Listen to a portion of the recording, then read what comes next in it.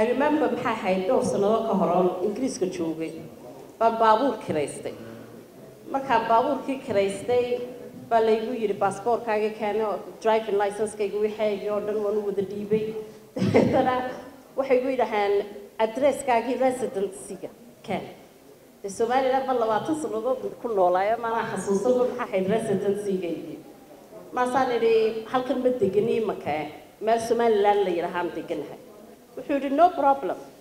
where in Somaliland markaasaan yaabanayo miyuu qofku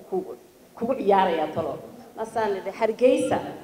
markaas yiri wait a minute dag buu kaga siiyay masuuli where in Hargeysa bana qofku yuu waanaya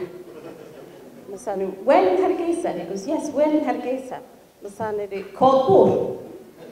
masuuli spell please masaan spell garay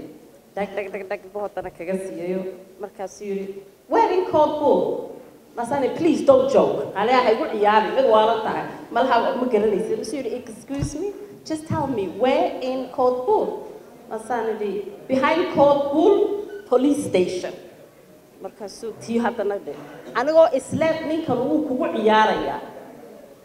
London gudaheedii baan taaganahay buu maxaa hayay yiri okay I have it markaas uu yiri which villa aha anu garanayo halkii baan fadhiistay oo waan tiriyay markaad police station ka soo dhaafo waa ko waa laba waa saddex marka dambeena villa 5 markuu yiri badana markaasuu shaashadii soo jeediyay markaasuu yiri what color is the roof of your house nasan chingadii there is blue baashu buu soo saaray igu wallahi bla intuu siifa weyneeyo baan arkay hablihii shaqeeyayo daarada dhex meereysanayo marba dhisiintu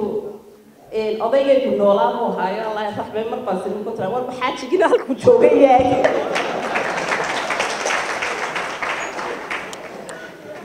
marka waxa weeyaan anigoo London jooga Ingiriiska jooga baan baabuur ku kireystay Somaliland Hargeysa Koodbuur behind Koodbuur police station villa 5 balka war miyaanaynu horumar markaa gaadhay